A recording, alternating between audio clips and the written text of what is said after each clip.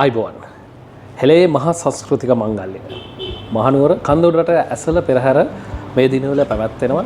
ඊට සමගාමීව බොහෝ වැඩසටහන් FM නුවර අපේ YouTube අවකාශය ඔස්සේ අපි ඔබට සමීප කරනවා. ඉතින් අපි අද සූදානම් වෙනවා ඇසළ පෙරහැර ආරම්භය සහ අවසානයේ ඒ සංකේතාත්මක සංඥාව.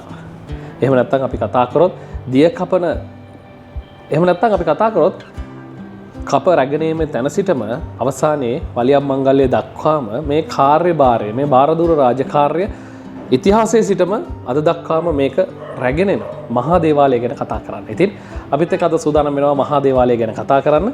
මහා විෂ්ණු දේවාලයේ සහ අලුත්නුවර දැඩිබුණු දේවාලයේ බස්නායක නිලමේ තැන්පත් මහෙන් රත්වත් මැතිතුමන්. ආයිබෝන් ඔබතුමන්ට. ආයිබෝන්. පෙරහැර ආරම්භ කරලා තියෙනවා. දැන් ඇසළ පෙරහැර වසර ගණනාවක් තිස්සේ එනවා. ඒ අතරතුර කප චාරිත්‍රය විෂ්ණු දේවාලයට බාර වෙලා තියෙනවා. මහා විෂ්ණු දේවාලයේ ඉතිහාසය නම් මේ කාර්යභාරය සිද්ධ වෙනවා. මම මෙතන එන්න කලින් මම එන්නම් මේ ඔබතුමා බාර ගන්න කලින් කප පෙරහැර සිද්ධ වුණේ භාගයක් විතර එහෙම නැත්නම් පොඩි ප්‍රමාණයක් පෙරහැර ඇවිල්ලා ඊට පස්සේ වහන වලින් කප මහනුවරට ළඟා වෙනවා. ඒක වරත ඊට පස්සේ ඔබතුමාගේ රාජකාරී කාල සීමාව තුල ඔබතුමා මේක වෙනස් කරනවා නැවත ඉතිහාසයට යනවා. මේ පෙරහැර නැවත පණ ගන්නවන්න සූදානම් කරලා දැන් පෙරහැරෙන් තමයි මහනුවරට මේ කප රැගෙනීමේ චාරිත්‍රය සිද්ධ වෙන්නේ. අපි මෙතනින් පටන් ගමු. ඇත්ත වශයෙන්ම ගත්තා මම හිතන්නේ කප ගැන කතා කරන්නත් ඉස්සෙල්ලා පෙරහැර ගැන වචනයක් කියන්න කැමතියි. මහනුවර ඇසළ පෙරහැර පටන් ගත්තේ මහා විෂ්ණු දේවාලය. එහෙම නැත්නම් මහා දේවාලය. මහනුවර පෙරහැර ආරම්භය මහා විෂ්ණු දේවාලය. අපි බෞද්ධයන් හැටියට ඊට පස්සෙ ඒ වගේ හිටපු රජතුමාණන්ගේ මේ ඇති උපදේශ අනුව තමයි මේක දළදා පෙරහැරක් බවට පත් වෙලා අද බෞද්ධ වශයෙන් මේක අපි දළදා පෙරහැර වශයෙන් පවත්වන්නේ. ඒ නිසා මේ පෙරහැර පටන් ගත්ත කාලේ ඉඳලා තිබුණු මේ පෙරහැර පටන් ගැනීම සහ අවසන් කිරීම සහ ඒකේ තියෙන බොහෝ රාජකාරී තැනටත් තියෙන්නේ මහා විෂ්ණු දේවාලයට. මහනුවර මහා විෂ්ණු දේවාලයේ පෙරහැර පටන් ගන්නත් ඉස්සෙල්ලා අලුත්නුවර තමයි මේ පෙරහැර පටන් ගත්තේ. අලුත්නුවර කියන කොටත් එතනින් එහාටත් අපි යන්න වෙනවා දෙවුන්දරට. අතන මේ දෙවුන්දර තිබුණේ මහා පුල්වන් විෂ්ණු දේහාඳුරන්ගේ දේවාලේ. එක එක තිබුණ අපේ සතුරු කලබලත් එක්ක අලුත්නුවරට ආවා. අලුත්නුවර කියන වචනේත් හැදුනේ අලුත් දෙවිනුවර කියන එක. දෙවිනුවර තිබු දේවාලේ මාවනැල්ලට ගෙනල්ලා අලුත් දෙවිනුවර කියන වචනේ අද වෙනකොට අලුත්නුවර බවට පත් වෙලා තිනවා. අලුත්නුවරත් ඊට පස්සේ තිබුණ එක එක සතුරු ආක්‍රමණත් එක්ක රජුරුව මහනුවරටම ගෙනල්ලා විෂ්ණු දේවාලය තැන්පත් කරා. එතනින් මහනුවර මහා විෂ්ණු දේවාලය තමයි පෙරහැර ඇත්තට පටන් ගත්තේ. ඇසළ මාසයේ පෙරහැර පටන් ගැනීම ගැනත් යම් යම් ජනප්‍රවාද තියෙන එක මම හරියට දන්නේ නැහැ. විෂ්ණු දේහාඳුරෝගේ මම හිතන්නේ පළමු උප්පත්තිය ඇසළ මාසයේ ලැබුණා කියන කතාවත් අපි අහලා තියෙනවා. ඒත් එක්කම කප ගේන ගැනත් ඇහුවා. අපි අද වෙනකොටත් ඒ පරණ මහා විෂ්ණු දේවාලය එහෙම නැත්නම් දැනට තියෙන දැඩිමුණ්ඩ අලුත්නුවර දැඩිමුණ්ඩ දේවාලය. ඒ තියෙන පරිශ්‍රයෙන් තමයි කප රැගෙන ඉන්නේ. කිලෝමීටර් 26ක් පුරා අපි මෙහාට ඒ කප රැගෙන ඇවිල්ලා මේ හතර දේවාලයට බෙදා දීලා තමයි ඇතුල් පෙරහැර පටන් ගන්න. අද වෙනකොට අපේ අන්තිම ඇතුල් පෙරහැර බෝඩත් පත් වෙලා තියෙනවා. ආව ප්‍රශ්නට උත්තරයක් වශයෙන් මම කියන්නේ මම හිතුවා කිලෝමීටර් 26ක් පෙරහැරක් අරන් එනවා කියන එක ලේසි වැඩක් නෙවෙයි. පිටත් වෙන්නේ උදේ පාන්දර. ඒ නිසා මම හිතන්නේ මේ අතීතයේදී එහෙම පෙරහැර කෙරුණත් යම් යම් අවස්ථාවල මම හිතන්නේ ඒකේ තිබුණු ප්‍රශ්නත් එක්ක සමහරක් නිර්වෝගී කාල තුල ඒක පළවෙනි කොටසේ පෙරහැරක් කරලත් අන්තිම කොටසේ පෙරහැරක් කරලා මැද කොටසේ ඒ පෙරහැර අතපසු වී තිබුණා. නමුත් අපි එතන ඉන්න මගේ ඇතුල් කට්ලේ පිට කට්ලේ ඇත්ත එක සාකච්ඡා කරලා මේ පරණ චාරිත්‍රය අපි අනිවාර්යයෙන්ම රකින්න ඕනේ කියන මතෙන් අපි නැවතත් කොච්චර පහසු වුණත් ඒ කිලෝමීටර් 26ම නැවතත් ඒ පෙරහැරෙන් ගේන්න පටන් ගන්න තියෙනවා. මේ කාර්යභාරය මෙහෙම සිද්ධ වෙලා ඊට පස්සේ මේ කප අනිත් දේවාල වලට බෙදා දීම කටයුතු කරනවා. ඊට පස්සේ අපි කප් සිටවීම කියන කාරණාවත් එනවා. මේ සියල්ල මහා විෂ්ණු දේවාලය එහෙම නැත්නම් විෂ්ණු දේවාලයට බාරදූර රාජකාරියක් බවට පත් වෙලා ඉතිහාසයේ නම් මේ වෙනම රජ කාලේ සිටම මේක බාර දීලා තියෙනවා. දැන් බස්සයිලතුමා දැන් ඊළඟ කාරණාව තමයි දැන් අපි පෙරහැර බලන්න යනකොට මම හිතන්නේ පෙරහැර අවසාන කොටස බැලෙන ප්‍රමාණය අඩුයි. ඒකත් දේවාල භූමිය සහ නාථ දේවාල භූමිය විශ්ව දේවාල භූමියේ ඉන්න පිරිස තමයි දකින්නේ මෙන්න මෙතන තියෙන කාර්යය. පෙරහැර අවසානයේදී මේ සෑම දෙනාම ඇවිල්ලා එකක් විශ්ව දෙවියන්ට කරබුහුමන් කරලා එතනින් යනවා. ඊට පස්සේ මේ සියලුම නිලමෙවරු විශ්ව දේවාල ඉදිරිපිට රැස් වෙනවා. මෙතන වෙන කාර්යභාරය මොකක්ද? ඇත්තට මේ අපේ දේවාල ඉස්සරහා නිලමේ සංහිඳය කියලා සංහිඳයක් තියෙනවා. මේකත් ඇවිල්ලා දැන් කාලේ අපි ටෙලිෆෝන් අර වගේ පණිවිඩ හොමාරු කරගෙන විවිධ ක්‍රම තිබුණාට ඒ කාලේ නිලමේවරුන්ට කතා කරනවා නම් ගිහිල්ලා හමු වෙලාම කතා කරන්න ඕන. මේ අර කිව්වා වගේ ඉස්සර උනත් මේ පෙරහැර බාරේ තිබුණේ පෙරහැර සම්පූර්ණ පෙරහැර මෙහෙයවීම තිබුණේ මහා විෂ්ණු දේවාලේ. එනිසා මේ පෙරහැර ඉවර වෙලා ඒ සියලු නිලමේවරු ඇවිල්ලා මහා විශ්වවිද්‍යාලය ඉස්සරහා සාකච්ඡාවක් තියලා අද දිනේ තිබුණු අඩුපාඩු මොකද්ද හෙට දිනේ පෙරහැර කරන්නේ කොහොමද කියලා ඒ සාකච්ඡාව මහා විශ්වවිද්‍යාල නිලමේත් එක්ක කතා කරලා තමයි ගියේ. ඒ චාරිත්‍රය තමයි අපි දැනටත් පවතින්නේ. දැනටත් අපි පෙරහැර ඉවර වෙලා සීලමු වෙලා ඒ විශ්වවිද්‍යාල ඉස්සරහා තියෙන සංහිඳයට ඇවිල්ලා ඒ සාකච්ඡාව පවත්වන ආකාරයට ඒ චාරිත්‍රය අපි දැනටත් ඉෂ්ට කරනවා. අද ටෙලිෆෝන් තිබුණා.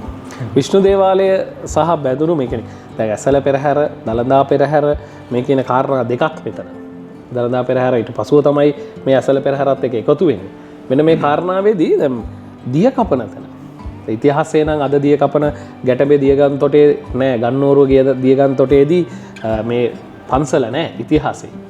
මේ වර්තමානයේ තමයි නෙමෙයි දිය කපන තැනත් ඒ බාරකාරීත්වය පවරන්නේ විෂ්ණු දේවාලය. මේ ගැනත් කතා කළ යුතුයි. මේකත් නැවත බැඳෙන්නේ අර මහා විශ්වවිද්‍යාලයෙන් නුවර පෙරහැර ආරම්භ කරා මහා විශ්වවිද්‍යාලයෙන් පෙරහැර කරා කියන එකත් එක්කම තමයි ඇත්ත වශයෙන්ම මේ දිය කපනාතොට භූමියත් අයිති මහා විශ්වවිද්‍යාලයට අපි පන්සලකට ඒක බාර දීලා තිබුණත් ඒ භූමිය අයිති මහා විශ්වවිද්‍යාලයට ඒ වගේ මේ සියලු කරතවින් එතන තියෙන සියලු දේ ලැහැස්ති කරලාද කියන්නේ දිය කපනාතොටේ සියලු රාජකාරීත් ඇත්තටම මහා විශ්වවිද්‍යාලයට තමයි බාර වෙලා තියෙන්නේ. ඒ වගේම මම හිතන්නේ ඔබතුමාලා දැකලා ඇති අර අන්තිමට ගෙඩිගේ රැයට අපි හමු වෙන දිගිඩිගේ තැන්පත් කරාට පස්සේ දළදා වහන්සේ එතනත් වෙනම චාරිත්‍රයක් යනවා. මොකද අද වගේ ඒ කාලේ යුද හමුදා පොලිසිය තිබුණ නැහැ. එතකොට ඒ දළදා හාමුදුරුවෝ තැන්පත් කරාට පස්සේ අපි නිලමේවරයෙක් පත් කරනවා ඒක ආරක්ෂා කරන්න. එතකොට ඒ කාලේ නිලමේවරයෙක් කියලා කිව්වම මේ නිලමේ දැන් හිටන් ඉන්නවා කියන එක නෙමෙයි. නමුත් මේ නිලමේ බාරව ඉන්නේ ඒ නිලමේගේ සේනාවත් සමග එතන ආරක්ෂාව සැපීම තිබුණේ ඒ නිලමේලට. ඒ වගේම දිය කපනාතොටේ සීල රාජකාරී කරන්න කියලා වෙනම නිලමේ කෙනෙකුට තාමත් අපි ඒක බාර කරනවා.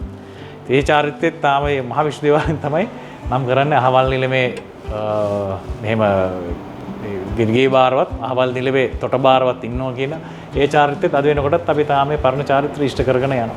ඒ වගේම තමයි දැන් පෙරහැර ආරම්භක සමයේම තමයි මුල් අධීරයේ තියෙන්නේ. මේ වෙනකොට මේ සෑම වසරකම වගේම පෙරහැරට ආරම්භයේදී මේ අලියතුන්ට තියෙන ආදරණීය භාවය සහ අලියතුන් පිළිබඳව වෙනස් වූ ආකල්ප බොහොමයක් එළියට එනවා සමාජගත වෙනවා. අතුන්ට හිංසා කරනවා කියනවා මෙන්න මේ කාරණාව මේක හැබැයි එන්නේ මේ පෙරහැර කාලේට විතරයි. එතෙන්දී මම දැන් අවුරුදු 10ක් තිස්සේ මේ පෙරහැර කරලා මම හිතන්නේ මගේ 11 වෙනි පෙරහැර මේ කරන්නේ. ඔතෙන්දී ඔය ඇත්ත සත්වේදීන් කියලා ඊටාම සුළු කොටසක් ඉන්නවා ඇත්ත වශයෙන්ම සතුන්ට ආදරය කරන. ඒගොල්ලෝ සීල සත්වයෝ ගැන කතා කරන්නේ. තව කොටසක් ඉන්නවා කුකුල් මැස් කෑල්ලක් කාලා මාළුව කාලා කිසිම දුකක් නැතුව අනේ මේ අලියෙකුට දන් වෙලක් දානවා කියන පිරිසක් ඉන්නවා. අපි ඕක හරියට මේ නිශ්චය කරගන්න ඕනේ මේ කවුද මේ මොකද්ද කරන්න කියලා. ඔය බොහෝ පිරිසක් වැඩි පිරිසක් ඉන්නේ මේ අපේ සංස්කෘතිය නැති කරන්නේ. අනිත් ඒ අය වුණත් දැන් මෙතේ කැලේ ඉන්න අලි මැරණ ගැන කිසිම හඬක් නගන්නේ නැහැ. පෙරහැර කාලේ ලඟ වෙනකොට අනේ මෙයාගේ මේ කකුලේ තුවාලයක් තියෙනවා. එහෙම නැත්නම් දන් වෙලක් දාලා තියනවා කියන මතයක් අරගෙන මේ විශාල සත්ව හිංසාවක් වෙනවා කියන මතයක් ගොඩනගනවා. ඒ ඇවිල්ලා ඒ අයගේ මම හිතන්නේ වෙනම යන ගමනක්. මට නම් පේන්නේ අය අපේ සංස්කෘතිය නැති කරන්න යන ගමනක් වශයෙන්. ඒ තුල මං කිව්වාගේ ඇත්ත කොටසකුත් ඉන්නවා. සැබෑ සත්වවේදීන් කොටසකුත් ඉන්නවා. ඒ අය සැබෑවින්ම සියලු සත්වයන්ට හානි කරන්න එපා කියන කොටසක් ඉන්නවා. නමුත් මේ කාලේ එළියට එන්නේ ඒ කොටස නෙමෙයි. මේ පෙරහැර සංස්කෘතිය නැති කරන්න ඉදිරිපත් වෙන කොටසක් තමයි එළියට එන්නේ. ශ්‍රී ලාංකේය සංස්කෘතිය මේක වර්තමානයේදී විතරක් නෙවෙයි. රජ කාලයේ සිටම මේ අලියතුන් සම්බන්ධ කරගෙන විවිධ පෙරහැරවල් එහෙම නැත්නම් පන්සල්වල මේ කියන සියලුම කාරණා සිද්ධ වෙලා තිබ්බේ මේ අලියතුන් එක්ක. කෙසේ හෝ ඒවා ශ්‍රී ලාංකේය සංස්කෘතිය අපිත් එක්ක බැඳුණු චාරිත්‍ර වාරිත්‍ර මේ සියල්ල ලෝකයා තීරණය කරන්නේ. මම හිතන්නේ මේක මුළු ලෝකෙටම ලොකුම සංස්කෘතික මංගල්‍යය. බොහෝ පෙරහැරවල් තියෙනවා. නමුත් මේක තමයි මුළු ලෝකයක්ම බලන මහා සංස්කෘතික මංගල්‍යය. ඉතින් ඒ ලෝකයක් බලන මහා සංස්කෘතික මංගල්‍යය ලංකාවේ ඉන්න ඔබට සුවිශේෂී වෙනවා. ඊට හේතුව තමයි ඔබට හැකියාව තියෙනවා මේ දින 11 තුලදී මේ පෙරහැර බලන්න මහනුවරට එන්න. හැබැයි ඔබ මහනුවරට ඇවිල්ලා මේ සුන්දර පරිසරය එහෙම නැත්නම් මේ සුන්දර මහනුවරේ විදිහටම තියලා යන්න ඕනේ. මම අවසාන වශයෙන් අහනවා මේ පෙරහැර බලන්න එන ජනතාවට බස්නායකලේ මේ විදිහට ඔබතුමා මොකද්ද කියන්නේ? ඇත්ත වශයෙන්ම මේ උදාර උතුමා කිව්වා වගේ එන පරිසරය අපේ පරිසරයට හානියක් නොකර යන්න කියන ඉල්ලීමත් ඒ වගේම මේ පෙරහැර කියන එක සමහරක් අය සංදර්ශනයක් කියලා හිතනවා. මේක සංදර්ශනයක් නෙමෙයි මේක පූජාවක්. මම දැකලා තියෙනවා මම දන්නවා ඒගොල්ලෝ හොඳ හිතින් සමහරක් වැඩ අපේ ඉන්න නර්තන ශිල්පීන් උද්‍යෝගය කරන වැඩක් විසිල් ගහනවා අප්පුඩි ගහනවා. නමුත් ඒක හරි කැතයි. මොකද මේක අපි ඉස්සරහින් යන්නේ දළදා හාමුදුරන්ගේ පෙරහැර ඊට පස්සේ මේ දෙවිවරුන්ගේ පෙරහැරක් අරන් යන්නේ මේක පූජාවක් බව මතක තියාගෙන එයාගෙන මේකට සාදු සාදු කියලා වඳිනවා නිසා මේක අප්පුඩි ගහන විසිල් ගහන තැනක් නෙමෙයි. අද වෙනකොට මම හිතන්නේ ඔක මම හිතන්නේ මම එක එක දීපු මට අවශ්‍ය ලැබුණ හැම අවස්ථාවකම මම ඉදිරිපත් කරලා ඉල්ලලා තියෙනවා. අද වෙනකොට ඔක යම්කිසි අඩුවීමක් තියෙනවා. මට මතක අවුරුදු 5කට 6කට යනකොට පාර දිගේම විසිල් ගහනවා. අද ඒක ගොඩක් අඩු වෙලා තියෙනවා. ඒක නවත්තන්න කියන ඉල්ලීම එක පැත්තකින් අපි කරනවා. මේක පූජාවක් කියලා මතක තියාගන්න. ඒ වගේම පෙරහැර කාලේ නෙමෙයි හැමදාම මේ අපේ රට අපේ නගර පිරිසුදු තියාගන්න අපේ ජනතාවත් ඉදිරිපත් වෙන්න කියන ඉල්ලීමත් මම ඉෂ්ට කරනවා. අපිත් ආරාධනා කරනවා ඔබට එන්න මහනුවර දළදා පෙරහැර නරඹන්න.